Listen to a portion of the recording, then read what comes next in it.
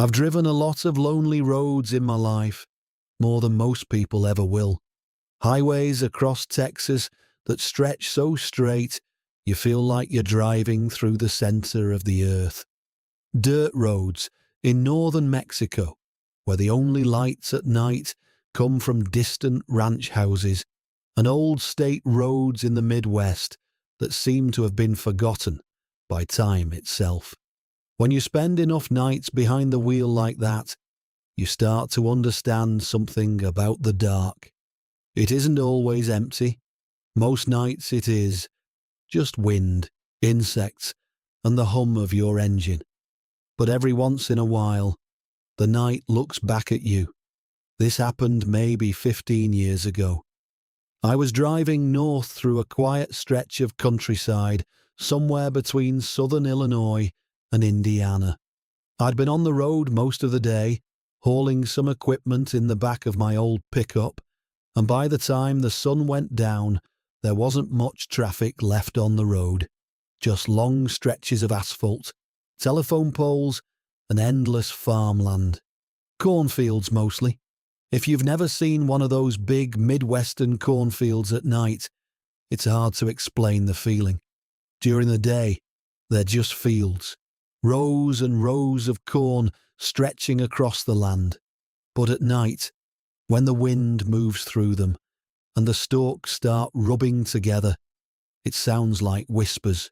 And when the moon hits the tops of those plants, they sway like something alive out there in the dark. I remember the road I was on was a narrow 2-lane highway. No street lights, just my headlights cutting through the darkness and the faint glow of the dashboard in front of me. On my right side, there was a huge cornfield that seemed to go on forever. On my left side, more farmland and an old wooden fence running along the road. Every now and then I'd pass a mailbox or a gravel driveway disappearing into the dark. But mostly it was empty land, quiet land, the kind of quiet you only get far away from cities. I had the window down because the night air was cool and I could hear the corn moving in the wind as I drove past. That dry, rustling sound, thousands of stalks brushing together. It almost sounded like breathing.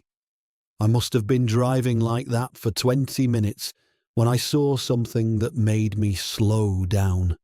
At first, it was just a shape near the edge of the road, a dark shape standing right where the cornfield met the gravel shoulder. My first thought was that it was a deer. Happens all the time on those roads. Deer stand still in the headlights and then jump out in front of you. So I eased my foot off the gas and let the truck slow down. But as I got closer, I realised something strange.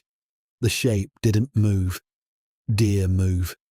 Even when they freeze, you can usually see their ears twitch or their head turn toward the light.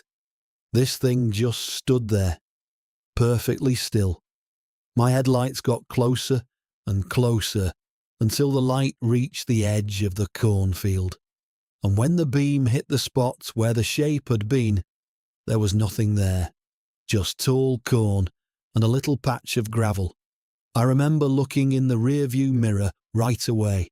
I figured maybe it had run back into the field, and I just didn't see it. But the road behind me was empty.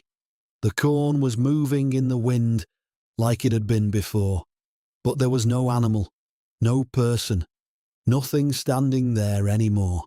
Now, if you drive enough lonely roads, you learn not to overthink things. Shadows do strange things at night. Headlights can make bushes and fence posts look like people.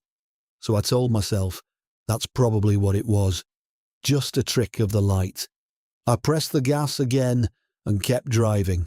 But maybe 5 minutes later, I saw something else.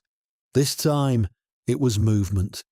Out of the corner of my eye, right in the cornfield, beside the road. I turned my head a little and looked out the passenger window. The corn was tall, maybe 8 feet high, and it was swaying slowly in the wind. But there was one section where the stalks were moving differently, not with the wind. Something was pushing through them, moving parallel to the road, keeping pace with my truck. At first I thought maybe it was a coyote or a stray dog running through the rows. That happens sometimes too. But the strange thing was the speed. I was going maybe 45 miles an hour at that point, and whatever was in the corn was moving right alongside me, not falling behind, not getting ahead, just staying there, hidden between the rows. I slowed down a little. The movement slowed too. I sped up again. The movement sped up. That was the moment when a cold feeling settled in my stomach, because animals don't do that. Animals cross roads. They run away from vehicles. They don't run inside a cornfield, perfectly matching the speed of a truck on the highway. I remember gripping the steering wheel tighter and staring straight ahead for a few seconds, trying to convince myself I was imagining it. But curiosity got the better of me. I glanced over again. The corn was still moving in that same strange way, like something tall was brushing through the rows, something that was standing upright. And that's when the wind stopped. Completely. One moment the corn was rustling and swaying. The next moment, it went still. Every stalk stopped moving, except for that one narrow path where something was still pushing through the plants beside the road. When the rest of the field went quiet, the sound of those stalks bending and snapping became very clear, slow, heavy, like footsteps. I remember my mouth going dry as I drove. I told myself not to look again, just keep driving. But then I heard something else, a sound that didn't belong in a cornfield. It sounded like someone speaking, very faint, very low, like a voice carried through dry leaves. I couldn't make out words at first, just a kind of murmur, rising and falling between the stalks. I turned my head slowly toward the window again. The headlights were shining across the first few rows of corn near the road, and for just a split second, I saw something between them, a shape that was taller than the plants themselves, dark, thin, moving through the rows without bending them the way a person would, almost gliding. I slammed my foot on the gas without thinking. The engine roared and the truck jumped forward down the road. I didn't look toward the cornfield again after that, not for a long time. But the strangest part of the whole thing happened a few minutes later. The road curved slightly and the cornfield finally ended. Just open farmland and a dirt access road cut in between two fields. I glanced in the rearview mirror out of habit, and for a second I thought I saw someone standing at the very edge of the corn where the field ended. A tall silhouette, watching the road, watching my truck disappear into the darkness. I never stopped to check, never went back there either. But I'll tell you one thing I learned that night. Cornfields look quiet from the road, especially at night. Just rows of plants moving in the wind. But sometimes, when the wind stops and the field goes silent, you realize something else might be standing out there between the rows. Something tall enough to see over the corn, and patient enough to walk beside your truck for miles without ever stepping onto the road. And if you ever find yourself driving past one of those big fields late at night, and you notice the corn moving in a straight line alongside your car, well, my advice is simple. Don't slow down, and whatever you do, don't look too closely into the rows, because some things out there don't like being seen. A few years passed after that night on the road. I drove plenty of other highways after that.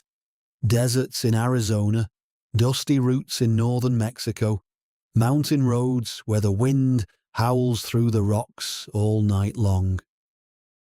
But every once in a while, when the road got quiet and the engine was the only sound around me, I'd remember that cornfield.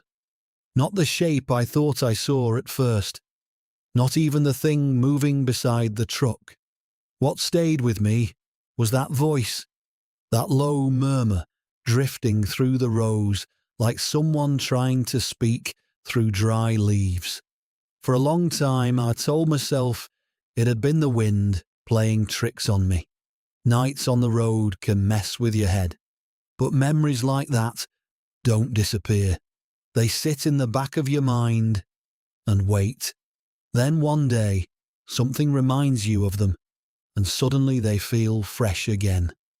That reminder came about 4 years later, when I happened to drive through the same region again. I didn't recognize the road at first, just another narrow highway through farmland, miles of corn stretching across the land under a pale moon. But after a while, something about the place felt familiar. The fence along the road, the gravel shoulder, the endless wall of corn beside it. I slowed down without really thinking about it. The field looked exactly the same. Tall plants swaying slowly in the wind. Quiet, normal. But curiosity got the better of me. This time, instead of driving past like I did before, I pulled over. The truck idled on the gravel shoulder while the headlights lit up the first rows of corn. I stepped out and walked a few steps toward the field. The air smelled like soil and dry leaves. Crickets were chirping somewhere in the dark. I shined my phone light between the rows and noticed something strange. A narrow line where the plants were pushed slightly apart, like something had been walking through the field again and again along the same path. The dirt there looked disturbed, flattened in places, but the marks were spaced too far apart to belong to a normal person. I remember staring into the darkness between the rows when I heard it again, that same low murmur. At first it sounded like wind moving through dry stalks, but then it became clearer. A voice, very faint, somewhere deeper in the field. The corn in that narrow path began to move slowly toward the road. Something was walking there again. I stepped back toward the truck without taking my eyes off the field. The movement kept coming closer, pushing the plants aside one row at a time. Then the voice changed. Just for a moment it sounded clearer, and what I heard made the hair on the back of my neck stand up, because it sounded almost like my own voice. Same tone, same rough sound, whispering something I couldn't quite understand. That was enough for me. I got back in the truck and drove away without looking back. Not for a long time, but eventually I glanced in the mirror. The headlights lit up the empty road, and the cornfield stood there, quietly under the moon. Nothing moving, nothing standing there. Just rows of plants swaying gently in the wind. Still, ever since that night, I've avoided roads that run too close to cornfields after dark, because sometimes I wonder if something out there listens to people passing by, learning their voices, waiting for the right moment to call them back between the rows.